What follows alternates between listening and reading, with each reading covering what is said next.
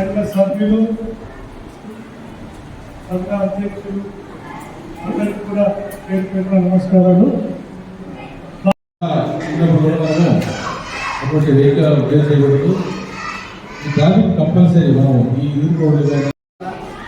So ఈ drivers association ఉందని నాకు తెలియదు. ఇందాక మాట్లాడుతుంటే అన్న చెప్పాడు అసోసియేషన్ ప్రెసిడెంట్ అన్నాడు. అసోసియేషన్ ప్రెసిడెంట్గా స్కూల్ యాజమాన్యం, వీళ్ళతో పాటు అనిల్ కుమార్ అన్న, తర్వాత గౌరవ ఆర్టీఓ సారు ఈ కార్యక్రమం పెట్టారని చెప్పేసి అంటే మంచిది లేదు సార్, వస్తా అని చెప్పాను నేను. విషయం ఏమంటే ఎట్లాగో పనిలో పని మాకు కూడా గవర్నమెంట్ ఒక 1 month ప్రోగ్రామ్ ఇచ్చింది. సాగు చేసుకోవాలంటే మాకు తెలుసు. 1 month programme government 1 month programme ఇచ్చింది, అది సార్కు తెలుసు. ప్రతిరోజు ఒక కార్యక్రమం అవేర్నెస్ కింద డ్రైవర్లకు కానీ పబ్లిక్ కానీ రోజువారీ ప్రోగ్రామ్ ఇచ్చింది. ఈ రోజు కూడా క్విజ్ ప్రోగ్రామ్ పెట్టమంటే స్కూల్లో ఆల్రెడీ గవర్నమెంట్ స్కూల్ సంబంధించి ఆల్రెడీ పోయొచ్చాం. అదృష్టానికి ఇక్కడ మేము పనిచేస్తున్నాం. ఇక్కడ పనిచేసేటప్పుడు అన్నా వాళ్ళు కానీ స్కూల్ యాజమాన్యం కావచ్చు, ఈవెన్ గవర్నమెంట్ స్కూల్ కావచ్చు, లేదా బ్లూమూల్ కావచ్చు, ఎవరు కూడా మేము అడుగుతానే పలానా రోజు పలానా ప్రోగ్రామ్ పెట్టుకుంటాము, మీ పిల్లలు కొంచెం ఎంగేజ్ చేయాల్సి వస్తుందంటే ఖచ్చితంగా వాళ్ళు ఎప్పుడైనా రెడీ అంటున్నారు. అదొక హ్యాపీ. రెండోది ఏంటంటే ఎలాగో మన last 1 week back 10 days back ఇదే ప్రోగ్రాంలో భాగంగా నేను వచ్చాను. ఒకసారి మీ అందరితో కూడా మాట్లాడాను. పదే అదే విషయాలు చెప్పడం ఎందుకని కాదు, కానీ ఒక 3-4 ఇష్యూస్. నెంబర్ 1, మన టౌన్ సంబంధించి కాస్త ఇరుకైన సిటీ టౌన్, ప్రధాన రహదారులు తప్ప మిగతాన్ని కూడా ఇబ్బంది కలిగి ఉంటుంది. ఎక్కువ స్కూల్ బస్సులు మార్నింగ్ కానీ ఈవినింగ్ కానీ స్కూల్ బస్సులు వచ్చే టైంలో కాస్త జాగ్రత్తగా కొంచెం సహనం ఉండాలని నా రిక్వెస్ట్. మీరు పబ్లిక్తో కొట్టాలి లేదా చిన్న వాహనాలతో కొట్టాలి కూడా అల్టిమేట్గా మీదే తప్పు కింద వాళ్ళు క్రియేట్ చేస్తారు. కొన్ని భారీ వాహనాలు వస్తూ ఉంటాయి. దాంతోపాటు మనకి కూడా పెద్ద బస్సులు చాలా సందులు కూడా పెద్ద ఉన్నాయి. సుమారుగా బస్సులు ఎక్కువ సంఖ్యలోనే ఉన్నాయి. ఎక్కువ ఎర్లీ మార్నింగ్ 8 నుండి 9:30 వరకు క్రికెట్ ఆడుతుంటాం. ఈవినింగ్ 4 నుండి 5:30 వరకు అప్పుడు ఇబ్బంది ఉంటుంది. దయచేసి మళ్ళీ రిక్వెస్ట్ ఏంటంటే మీ రోజువారీ మీ యొక్క ఏదైతే డ్రైవింగ్ స్కిల్స్ కూడా పెంచుకోవాల్సిన అవసరం ఉంది. తర్వాత పబ్లిక్తో గొడవపడాల్సిన అవసరం లేదు. కొంచెం ఓపికగా చిన్న వెహికల్స్తో పోతే ఉంటే మేలనేది నా వ్యక్తిగత అభిప్రాయం. తర్వాత డ్రైవింగ్ స్కిల్స్ అప్డేట్ కావాలా వద్దా, ఇది మా డిఎస్పీ గారు గతంలో 20 years బ్యాక్ ఉద్యోగులకు కొత్తగా వచ్చినప్పుడు డ్రైవర్ నేర్చుకున్నాడు కదా, వానికి ఏం స్కిల్స్ ఉంటాయి అదే స్కిల్ కదా, వానికి కొత్తగా నేర్చేది అని చెప్పేసి అన్నాడు. ఇప్పుడు అప్పుడు ఆయన చెప్పిన మాట కరెక్ట్ ఏమో, కానీ ఇప్పుడు కంప్యూటరైజ్ వెహికల్స్ వచ్చిన తర్వాత అవగాహన లేకపోతే బండి మీద ఉపయోగమే లేదు. సో ఏదైతే సిగ్నల్స్ పడతా ఉంటాయో అది మేము అబ్జర్వేషన్ లేకపోతే బండి నిలబడిపోతుంది, కదలే కదలు. కొన్ని సందర్భాల్లో లారీలు ఏమైతే కంప్యూటరైజ్ అయితే కరెక్ట్ అవగాహన లేదు, కానీ ఆ లారీలు నిలబడిపోయిందంటే at least 16 wheelers 14 wheelers vehicles road మీద 1 inch కూడా దాన్ని కదిలించలేము. ఎందుకంటే టెక్నికల్గా వాడు కంపెనీ వాడే కావాలా, ఒక రోజు కూర్చోవాలా, ట్రాఫిక్ జామ్ అయిపోతుంది. గతంలో అయితే ఈవెన్ 1 inch కూడా కదలదు బండి. అది మీకు ఐడియా ఉంటుంది బహుశా. ఇప్పుడు టెక్నికల్ వెహికల్స్ పెరిగిపోయిందా, ఆ పెద్ద వెహికల్స్ ఆ ప్రాబ్లం ఉంది. అదొకటి. ఇంకొకటి వచ్చేసి సో సులభంగా మాట్లాడేవారు ఒకరు తప్పు చేస్తే అందరికీ అంతకంటే దాంట్లో పోలీసులకు డ్రైవర్లకు ముందుంటాం. మనం పబ్లిక్ విమర్శల్లో మనం ఫస్ట్ ఎందుకు ఒక కానిస్టేబుల్ తప్పు చేసాడంటే వాళ్ళంతా దొంగలే, అనామకులు అంతే, వీళ్ళు ఇంతే. ఒక డ్రైవర్ తప్పు చేసాడంటే డ్రైవర్లు ఉన్నావు పదాలు అమనాకులని మొత్తం కలిపేస్తారు. దాంట్లో నువ్వు మంచి తీసేట పక్కకు పోతుంది. సులభంగా దొరికిపోయే వాళ్ళలో డ్రైవర్లు పోలీసులు పనుకుంటాం. కాబట్టి దయచేసి మన దగ్గర తప్పులు జరగలేదు.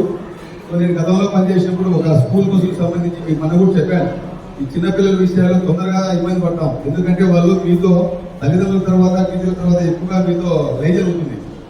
వాళ్ళు మిమ్మల్ని చూస్తాను ఎంత ఆనందంగా కంతులేస్తారంటే ఆ పరిస్థితిలో నేను గతంలో కోయిలకుంటలో పనిచేసినప్పుడు 3 పొరపాట్లు జరిగాయి. 6, 7, 8 తరగతి పిల్లలకు సంబంధించి ఈ డ్రైవర్స్ క్లీనర్స్ కొంచెం చదువుగా మాట్లాడి కొన్ని పొరపాట్లు జరిగినాయి. అలాంటి పొరపాట్లకు ఎక్కడైనా అవకాశం రావద్దు. పిల్లల్ని ఇంటికాడ వదిలిపెట్టడానికి జాగ్రత్తగా వదిలిపెట్టండి, అప్పగించండి. ఒక అమ్మాయి మిస్ అయినా ఒక అబ్బాయి మిస్ అయినా టెన్షన్ తల్లిదండ్రులకు పోలీసులకు చాలా ఇబ్బందికరంగా ఉంటుంది. కాబట్టి ఎక్కడ పొరపాటు జరగకూడదని నా రిక్వెస్ట్. దానివల్ల మీరు చేసే చిన్న పొరపాటు మీ డ్రైవర్లతో పాటు స్కూల్ యాజమాన్యాన్ని కూడా వెనకరుస్తుంది, రాష్ట్రం చాలా ఇబ్బందికర పరిస్థితుంది. కాబట్టి అటువంటి పొరపాటు జరుపుకోకుండా తర్వాత అసోసియేషన్ సంబంధించి ఏదైనా రామకుమారుని కోసం అన్న చూసుకుంటున్నాడు అనుకుంటున్నాను. ఏదైనా మా వారికి ఏదైనా సమస్యలు ఉంటే కూడా మేము తీర్చగా తెలిసే ప్రయత్నం చేస్తాం. తర్వాత మేబీ మళ్ళీ రిక్వెస్ట్, ఏదైనా అవకాశం ఉంటే ఇన్సూరెన్స్ చేయించండి. ఇన్సూరెన్స్ ఖచ్చితంగా చేసుకోండి. బండి మీద ఖచ్చితంగా నా రిక్వెస్ట్. ఎందుకు ఆ మాట అంటున్నానంటే ఒక 40 లక్షలకో 30 లక్షలకో 1 time మీద సంవత్సరానికి 5,000 10,000 కడితే చేసే కంపెనీలు ఉన్నాయి. మన టైం ఎప్పుడు వచ్చేది కాదు, ఏ టైంలో ఏం జరుగుతుందో తెలియదు. కాబట్టి బండి మీద ఎక్కిన తర్వాత ఇంటికాడ రేపు అధికారం జరిగి ప్రమాదాలు లోనైనప్పుడు ఇంట్లో వాళ్ళు కనీసం నేను గుర్తు పెట్టుకోవాలంటే వాళ్ళకి 20 లక్షలు 30 లక్షలు 50 లక్షలు వచ్చే విధంగా ఉంటే నేను గుర్తు పెట్టుకుంటాను, లేకపోతే ఆ ఫోటో తీసి పక్కన వేసేస్తారు. కాబట్టి అలాంటి పరిస్థితి రాకుండాలంటే మన సేఫ్టీతో కూడా చూసుకోవాలని నా రిక్వెస్ట్. ఇంకేమైనా ఇంపార్టెంట్ ఉన్నాయా సంబంధించి మనకు ఆల్రెడీ బహుశా తొందరలోనే మనకి ఏదైతే వెహికల్స్ కాస్త బైపాస్ తొందరలోనే ఓపెన్ అవుతుంది అంటున్నారు. అదైతే కొంచెం కదిరికి ట్రాఫిక్ సమస్య ఎదుర్కొనే అవకాశాలు ఉన్నాయి. సో గూడ్స్ వెహికల్స్ కూడా ఎక్కువ శాతం లాంగ్ వెహికల్స్ ఉంటే ఎక్కువ వేరే స్టేట్ కూడా వెళ్తూ ఉంటారు. రీసెంట్ గా మన ఇష్యూ చేయడం అసోసియేషన్ వాళ్ళు వచ్చారు నా దగ్గరికి, లారీ అసోసియేషన్ వాళ్ళు. ఐ థింక్ ఏదో ట్రాన్స్పోర్ట్ ప్రాబ్లమో ఏదో బిల్డింగ్ ప్రాబ్లమ్ వచ్చింది, వేరు వేరు ప్లేస్కి వచ్చి దాన్ని లోడింగ్ ప్రాబ్లం వల్ల అమౌంట్ తక్కువ అయిపోయినాయి. ఆ రోజు మాట్లాడి అందరూ చెప్తే ఎప్పుడు రాలేదు. తర్వాత ఒక దొంగతనం కూడా జరిగింది మన దగ్గర. వెహికల్స్ సంబంధించి మీరు నిర్లక్ష్యంగా రోడ్డు మీద వదిలిపెట్టి సైడ్ తీసి దాగి పెట్టేసి వెళ్ళిపోతే ఆ రోజు నైట్ ఒక 3 అవర్స్ చాలా తిప్పలు ఆయన వెహికల్ వస్తే గుండెపరంగా బయట ఉంటే ఆయన వెహికల్ వేసుకుని వెళ్ళిపోయినాం. సో అదృష్టానికి నైట్ 9 గంటలు జరిగింది. ఎవరైతే డ్రైవర్ నెంబర్ వెంటనే 9 మా దగ్గరకు వచ్చాడు. సార్ ఫలానా నెక్స్ట్ చెక్ చేస్తే అంతకాలం చేస్తే నల్ల చెరువు సీక్వెల్ వెతుకుంటూ పోయినాం. వాడిని టేక్ ఓవర్ తీసుకొచ్చే దానికోసం తిప్పలు పడితే వెహికల్ కావాలి. ఈయన వెహికల్ బయట ఉన్నది, అన్న వెహికల్. ఆయన చెప్పలేదు, వెళ్ళిపోయినాం. తిప్పలు పడి అన్ని పోలీస్ స్టేషన్లు అటెండ్ చేస్తే లాస్ట్ ఎంపీ కొట్టి దగ్గర మన పోలీసులు దాన్ని హోల్డ్ చేశారు. దాదాపు 16-17 లక్షల లారీ పోయిన తర్వాత తిరిగి రాదు. మీరు కేర్ తీసుకోవాల్సిందే. ఆ భయం అంతా కర్ణాటక వెళ్ళిపోతే పాస్ తిప్పేసి మొత్తం మన ఎల్లుండి కల ఏం అనిపిస్తుంది అంట బండి. కర్ణాటక సైడ్ పోతే 2 రోజు బండి ఉండదు, పాస్ ఉన్నవాట. అక్కడ పోయిందేమైనా టెన్షన్. అదృష్టానికి వాడు కడపవాడు ఏదో కొన్ని సమస్యలు ఉన్నాయని ఇట్లా తీసుకెళ్ళిపోయినాడు. సో దొరికింది. సో బండి విషయంలో నెగ్లెక్ట్ చేయొద్దు, రూల్స్ పాటించండి. ఇంటికాడ భార్య పిల్లలు మన కోసం ఉండాలి. ఒకటి మనసులో ఎప్పుడు ఉండాలా, సెల్ ఫోన్ తక్కువ వాడితే మంచిది. ఈ యొక్క కాన్సన్ట్రేషన్ దెబ్బతింటుంది. ఎవడో అప్లోడ్ ఫోన్ చేస్తాడు, ఇంటికాడ భార్య ఫోన్ చేస్తాడు, 2-3 సమస్యలు ఉంటాయి. ఆ సమస్యలు ఆ కోపం మీద రిఫ్లెక్ట్ అవుతారు. అది కొంచెం మనసులో పెట్టుకుని బండి ఎక్కిన తర్వాత ప్రశాంతంగా తోలుకెళ్ళాలని ఉద్దేశం. బయట కూడా సేఫ్టీ తీసుకెళ్ళాలంటే డ్రైవర్ ప్రధాన ఉద్యోగం. దాన్ని పాటిస్తే మీకు మేలు, మాకు మేలు. సో యాక్సిడెంట్ సంబంధించి కూడా 3 రకాల కేసులు ఉన్నాయి. ఇక్కడ పోలీసు కాబట్టి చెప్తా ఉన్నా. చిన్న గాయానికి సంబంధించి మేము గతంలో ఐపీసీ ప్రకారం 337 కట్టేవాళ్ళం. కాస్త పెద్ద గాయము మరణం 3 రకాలు ఉంటాయి. అన్నింటికీ స్టేషన్ బెయిలే ఉంది. దీంట్లో ఇంటెన్షన్ లేదు కాబట్టి కొత్త పిఎన్ఏ చట్టం ప్రకారం మారిపోయింది. దీంట్లో స్టేషన్ బెయిలే ఉంటుంది. మామూలుగా నడుపుకుంటే చంపుకుంటే రిమాండ్ పెట్టి జైలు పంపిస్తారు. బట్ యాక్సిడెంట్ కేసు విషయాల్లో జైలు పంపించిన స్టేషన్లోనే పిలుస్తాం. బట్ అయితే యాక్సిడెంట్ చేసిన తర్వాత కొత్త చట్టం ప్రకారం మీరు కన్నా ప్రమాదం జరిగిన తర్వాత మారిపోయారనుకోండి, నాన్ బెయిల్ అవుతుంది. మీకు ఎంతమందికి అవగాహన తెలియదు. కొత్త చట్టం ప్రకారం యాక్సిడెంట్ జరిగిన తర్వాత మీరు స్పాట్లో లేకోకుండా, గాయపడిన హాస్పిటల్ షిఫ్ట్ చేయకోకుండా మీరు ఎస్కేప్ అయిపోయారంటే మాత్రం నాన్ బెయిలబుల్ సెక్షన్ అవుతుంది. దానికి 10 years ఇంప్లిమెంట్ ఉంది. మిమ్మల్ని జైలు పంపాల్సి వస్తుంది. కాబట్టి అదంతా దృష్టి పెట్టుకుని జరిగింది ప్రమాదం అనుకోకుండా భయపడాల్సిన పర్లేదు. అని హాస్పిటల్ షిఫ్ట్ చేయాలా, ఎట్లాగో స్టేషన్ పేలే, మనకి అది ఇంటెన్షన్ ఉండదు కాబట్టి భయపడాల్సిన పర్లేదు. ఎటువంటి పరిస్థితుల్లో నా రిక్వెస్ట్ ఏంటంటే ఎటువంటి ప్రమాదం తిన్నా పారిపోవద్దు. నియర్ బై పోలీస్ స్టేషన్ కూర్చోండి. పబ్లిక్ ఏదైనా రిమోట్ అవుతారో కొట్టారనే పరిస్థితి ఉంటే అంతే తప్ప నేను పారిపోతే నాన్ బెయిల్ కేసు కట్టిన తర్వాత మళ్ళీ ఆ పెద్ద మనిషి ఈ పెద్ద మనిషిని పట్టుకొని చాలా తిప్పవాల్సి వస్తుంది. అంత సులభంగా కాదు. అది ఉంటుంది ప్రమాదం. తర్వాత ప్రమాదమే జరగకూడదు. జరిగింది కర్మ కనుక్కుంటే కూడా దాని ప్రొసీజర్ ప్రకారం ఫాలో అవ్వాలంట. వైరస్ చేసి మన ఇష్టానుసారం చేస్తే తప్పవుతుంది. ఈ విషయం వరప్రసాద్ ఎంబీఏ గారు వస్తున్నారు.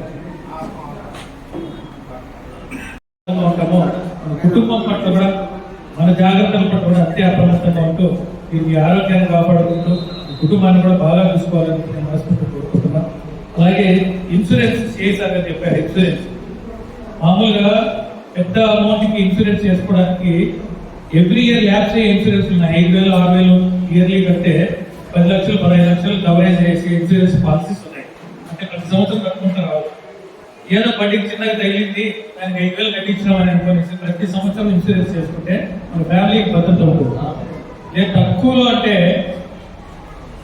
వరప్రసాద్ సార్ గారిని వేదిక మీదకి రావాల్సింది కోరుతున్నాను.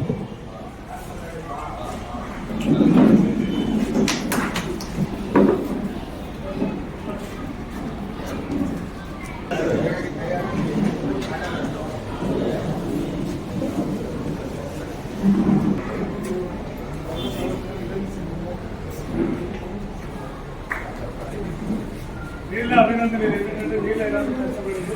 Right, okay, thank you.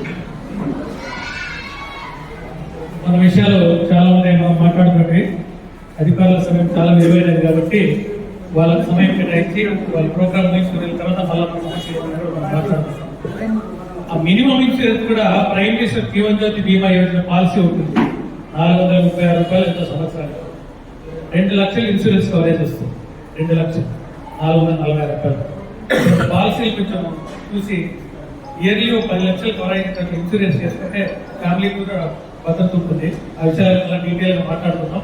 వాళ్ళ సమయం చాలా విలువైంది కాబట్టి చివరిగా సార్ వాళ్ళతో మాట్లాడేస్తారు. వాళ్ళ ఉద్దేశించి ముఖ్యమైన సూచనలు చేయవలసిందిగా వరప్రసాద్ సార్ కోరుతున్నాను.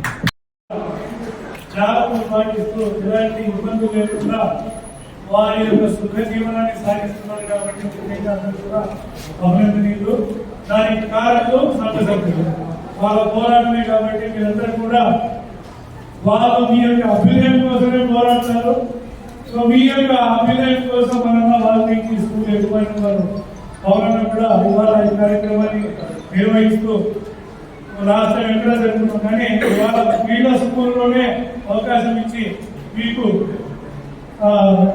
మీ యొక్క పురోగతికి పాల్పడడానికి ముందంజలో ఉన్నారు కాబట్టి వారు కూడా సభాముఖంగా అభినందిస్తారు. అలాగే మేమేం చెప్తాము, మేమందరూ బాగుండాలా.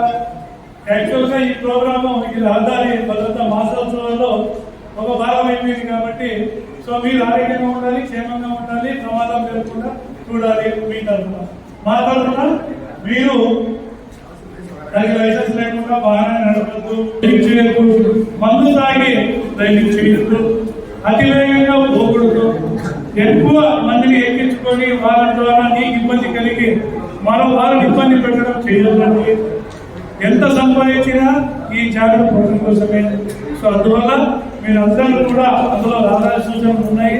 ముఖ్యంగా మనం లాస్ట్ టైం మాట్లాడుతున్నాం, లైసెన్స్ లేని వారు ఎవరైనా ఉంటే వాళ్ళందరూ కూడా అప్లై చేసుకోండి ఆన్లైన్లో, ఫలానా చెప్పండి అంతే. మీరు రాకుండా మాకు లైసెన్స్ లేవు, మేము బాగా చదువుతామంటే చదువు ఎప్పుడు ఎగ్జామ్ హాల్లో రాయాలి, ఇంటి దగ్గర కూర్చొని రాసే లేదు కదా. కాబట్టి అందరూ కూడా అప్లై చేసుకోండి, టెస్ట్కి అప్పియర్ కాండి, మంచిగా తెచ్చుకోండి, మంచిగా డ్రైవింగ్ చేయండి, మేము మీకు సహాయం చేస్తాం.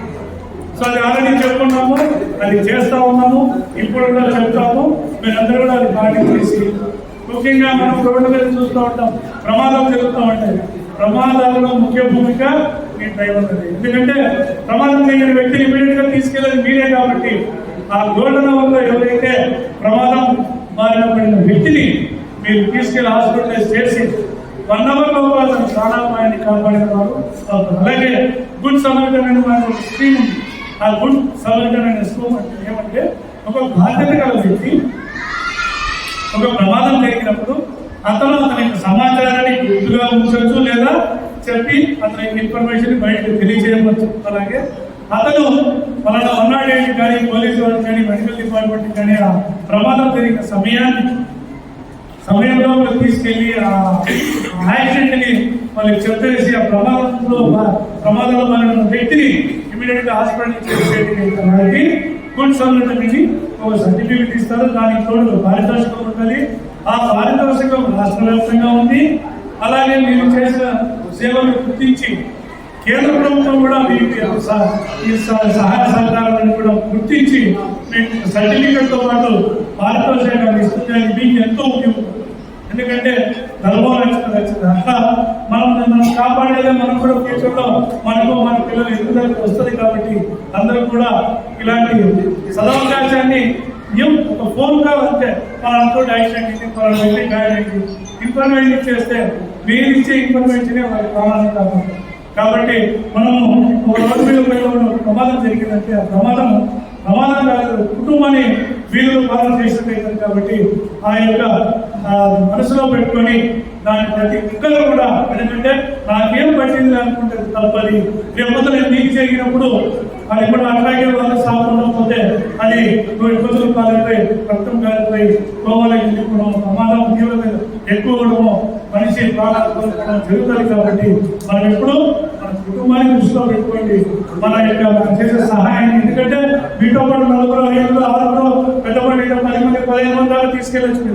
మీరు వాళ్ళందరి ప్రాణాలు కూడా మీ చేతుల్లో ఉంటాయి కాబట్టి, ఎందుకంటే డ్రైవర్ అనేవాడే ఆ ఇంటికి ఆ బండికి పెద్దలాగా వ్యవహరించాలి కాబట్టి జాగ్రత్తగా వ్యవహరించి మీరు ప్రమాదాలు అరికట్టండి.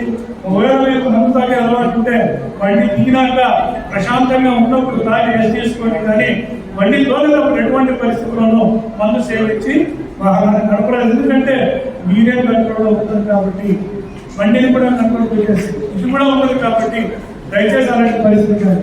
సెల్ ఫోన్లో మాట్లాడుతూ కూడా, ఎందుకంటే ఆ ఫోన్లో ఏం విషయాలు వింటామో మంచి సమాచారం అయితే పర్లేదు, చెడు సమాచారం అంటే మనం అనుకుంటే జరిగేది మీ వాళ్ళకి అంతనే నీకు మైండ్ డైవర్ట్ లేదు. అందువల్ల ఇలాంటి విషయాలు గుర్తించుకొని మీరు ఎల్లకాలము ఎల్లవేళలా బయటకు మీ కుటుంబ సభ్యులు ఉన్నారు, వారికి నేను ఆధారము నా యొక్క జీవనాధారం అదే కాబట్టి వాళ్ళ భవిష్యత్తుకి నేనే అనుకుంటారు కాబట్టి నేను బాగుంటే వాళ్ళు బాగుంటారని మంచి సహకారం, ఒక మంచి ఆలోచన డ్రైవింగ్ చేయండి. బళ్ళు కండిషన్లో పెట్టుకోండి, లైసెన్స్ తీసుకోండి, లైసెన్స్ ఎప్పుడప్పుడు రెన్యువల్ చేసుకుంటూ ఉండండి. మీరు ఆరోగ్యంగా ఉండండి, ఇతరులను ఎటువంటి ప్రమాదాల బారిన పడకుండా కాపాడే బాధ్యత డ్రైవర్ కాబట్టి అందరూ కూడా ప్రశాంతంగా ఇక్కడే ఉంటాం. పైకి పోయి ఎక్కడ ఉండేదో పైన శిక్షణ శాఖలో ఎక్కువ ఉండేదో ఉన్నది అలా చెప్తున్నది. మనమందరం కూడా ఇక్కడే ఉండి ప్రశాంతంగా అందరూ బాగుండాలి, అందరూ బాగుండాలి. నాకు ఈ అవకాశం ఇచ్చిన వాళ్ళు బాగుండాలి. అలాగే మీరందరికీ కూడా సభ్యులు అందరూ బాగుండాలా, అందరి వాళ్ళతో వాళ్ళని ఆదర్శంగా తీసుకొని మీరందరూ బాగుండాలని కోరుతూ ధన్యవాదాలు తెలియజేస్తున్నాను. అందరికీ కూడా మా స్థానిక ఎమ్మెల్యే గారు కలుసుకుంటున్న వాళ్ళ వెంకటప్రసాద్ గారి సహకారంతో కిమ్స్ సర్వే హాస్పిటల్ వారి సౌజన్యంతో సో అన్నం ప్రారంభిస్తారు వచ్చి, సో అన్న కూడా వస్తారు, మన సిఐ గారు వస్తారు, డిఎస్పీ గారు వస్తారు. సో మీరందరూ కూడా వచ్చి అక్కడ జనరల్ చెకప్, గుండె సంబంధము, కంటి పరీక్షలు ఇవన్నీ చేస్తారు. ఈ అవకాశాన్ని మీరందరూ కూడా ఉపయోగించుకొని ఈ ఆధార భద్రత ఉద్యోగంలో భాగస్వాములు కావాలి అని కోరుకుంటూ ధన్యవాదాలు తెలియజేస్తున్నాను. అనంతపూర్ డిస్టిక్, అన్నమయ్య డిస్టిక్ ఇలా లోకల్ దాకా ఉంది. ఈ రాష్ట్రీయ దళకేంద్ర మంచ్ అనేది టోటల్ ఆల్ ఓవర్ ఇండియా మన అన్ని రాష్ట్రాలలో, అన్ని డిస్టిక్లలో, అన్ని గ్రామాలలో మన కార్యకర్తలు ఉన్నారు. ఈ గ్రూపు స్టార్ట్ చేసింది హబీబ్ షేక్ గారు, చైర్మన్. ఎందుకు స్టార్ట్ చేశారంటే అతను గుజరాత్ నుంచి త్రిపుర, జమ్మూ కాశ్మీర్ నుంచి కన్యాకుమారి దాకా లారీ తోలుతూ ఎన్నో యాక్సిడెంట్లను చూస్తూ, డ్రైవర్ల బాధలను చూసి ఈ రాష్ట్రీయ దళకేంద్ర మంచ్ అనే ట్రేడ్ యూనియన్ ని 1926 కార్మిక చట్టం ద్వారా ఆల్ ఇండియా రిజిస్ట్రేషన్ నెంబర్ 17/11/730 అఫిలియేటివ్ ఇది రాష్ట్రీయ దళకేంద్ర మంచ్ ఆ యూనియన్ స్థాపించడం తన కొడుకు చేశారు. తన కొడుకు పేరు మహమ్మద్ జాన్ షేక్. ఎందరో తండ్రులు తన బిడ్డలకి అనాథలుగా మిగిలిపోతున్నారని, అలా మిగిలిపోయినా కూడా మన కేంద్ర రాష్ట్ర ప్రభుత్వాల నుండి మనకు ఎలాంటి రివార్డు రాలేదని, డ్రైవర్లు చేస్తాండే సేవకి ఎలాంటి గుర్తింపు లేదని, ప్రతి అఖండ భారతదేశంలో ప్రతి చోట డ్రైవర్ లేనిదే జరగదు. ఒక ఆఫీసర్ కావచ్చు, ఎంప్లాయ్ కావచ్చు, అక్కడ నుండి పుట్టిన బిడ్డ కాడి నుంచి కాటికి పోయేదాకా ప్రతి డ్రైవర్ లేనిదే ఏది కానీ జరగదు. కానీ డ్రైవర్ అనేది మాత్రం గుర్తింపు లేదు. ప్రతి ఒక్కరికి అన్ని చట్టాలు ఉన్నాయి, అన్ని సంక్షేమ బోర్డులు ఉన్నాయి, కానీ డ్రైవర్కి ఎటువంటి చట్టాలు, సంక్షేమ బోర్డులు, డ్రైవర్స్ డే అనేది లేదు. మన హక్కులని మనం దక్కించుకోవాలంటే ప్రతి ఒక్కరు యూనిటీగా ఉండి, మనం అనేది యూనియన్ లో ఉండి ప్రతి ఒక్కరు చేయి తోడుగా కలిపి చేస్తేనే రాష్ట్ర ప్రభుత్వాలు మరియు కేంద్ర ప్రభుత్వాలు దృష్టికి వెళ్ళి ఇలా డ్రైవర్ల బాధను చూసి డ్రైవర్స్ డే అఫీషియల్ గా క్యాలెండర్ లో రావాలని ఈ డ్రైవర్స్ డే చేస్తున్నాము. డ్రైవర్స్ డే ఫిబ్రవరి 5వ తేదీ చేయొచ్చు కదా, జనవరి 1వ తేదీ చేయొచ్చు కదా, క్యాలెండర్ లో 365 రోజుల్లో ఎప్పుడైనా చేయొచ్చు కదా. అంటే ఈ రోజు అనేది ఎందుకు చేయాలంటే మన నిజాముద్దీన్ అనే అతను సుభాష్ చంద్రబోస్ గారి డ్రైవరు. అతను 1901లో జన్మించారు. ఉత్తరప్రదేశ్ దాకా గ్రామంలో అతను జన్మించారు. 1943 నుంచి 45 దాకా సుభాష్ చంద్రబోస్ కార్ డ్రైవర్ గా ఉన్నారు. అతను 43-44 బ్రిటిష్ వారు దొంగచాటుగా పొదల నుంచి తూటాలను ఎక్కుపెట్టి సుభాష్ చంద్రబోస్ గారికి కాలిస్తే మన డ్రైవర్ అయిన నిజాముద్దీన్ గారు అడ్డుపడి 3 బుల్లెట్లు తను తీసుకొని సుభాష్ చంద్రబోస్ గారిని కాపాడారు. అందుకు ఆయన ఇంత గొప్పగా డ్రైవర్ గురించి మరియు డ్రైవర్ను ఇంతగా స్వాతంత్రంలోనే పోరాడి మనకు స్వాతంత్రాన్ని తెచ్చారు. ఆ రోజు సుభాష్ చంద్రబోస్ ని కాపాడిన బట్టే మనం ఇంతగా ఇక్కడ కూర్చొని అందరం స్వాతంత్రంగా ఏదైనా ఆగస్ట్ 15 కానీ జనవరి 26 కానీ చేసుకుంటున్నాం. అందుకని అతన్ని స్మరించుకుంటూ ఈ డ్రైవర్స్ డే చేసుకుంటున్నాం. అతను 3 బుల్లెట్లు తీసుకున్నందుకు సుభాష్ చంద్రబోస్ అతనికి కర్నల్ బిరుదునిచ్చాడు. కర్నల్ అనేది ఒక ఆర్మీ వాళ్ళకి జవాన్లకు ఇచ్చే బిరుదు. అలాంటి బిరుదు మన డ్రైవర్లకైనా దక్కిందంటే మనం ఎంతో గర్వించుకోవాల్సిన విషయం. అలాగే అతను 3 బుల్లెట్లు తీసుకొని రంగూన్ బ్యాంకులో తర్వాత బ్యాంకు డ్రైవర్గా పనిచేశారు. పనిచేసి 2017లో ఫిబ్రవరి 6న తన స్వగ్రామమైన ద్వారకా ఉత్తరప్రదేశ్ అక్కడ మరణించారు. ఆ ఫిబ్రవరి 6వ తేదీన ఆయన చనిపోయిన రోజుని డ్రైవర్స్ డేగా ప్రకటించాలని, అలానే మన డ్రైవర్ల చట్టం డ్రైవర్ల సంక్షేమ బోర్డు రావాలని కేంద్ర రాష్ట్ర ప్రభుత్వాల నుంచి మనం పోరాడుతున్నాం. ఈ ఉద్యమంలో ప్రతి ఒక్కరూ చేయి కలిపి పాల్గొనాలని కోరుకుంటున్నాను. అలానే ఈ చక్కటి అవకాశం ఇచ్చిన పవన్ సార్ గారికి మరియు నాతోటి డ్రైవర్లకి, తాతయ్యలకి, బాబాయ్యలకి అందరికీ పేరు పేరున డ్రైవర్ల డే శుభాకాంక్షలన్న. అందరూ జాగ్రత్తగా బండ్లు తోలండి.